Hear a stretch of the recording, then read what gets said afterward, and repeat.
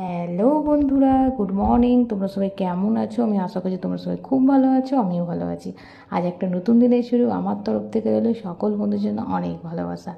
আজ হলো সোমবার, মহাদেবের বার। সকালবেলা সমস্ত কাজ কমপ্লিট করে ঘরের হাজব্যান্ডের টিফিন তৈরি করে স্নান করে পুজো করে নিয়েছি। তারপরে মহাদেবের প্রসাদ খেয়েছি। এখন ব্রেকফাস্ট করব। আজ অনেকটা দেরি হয়ে গেছে। তোমরা সবাই কী করছো অবশ্যই জানিও। আজ আবার ফলহারিণী কালী পুজো।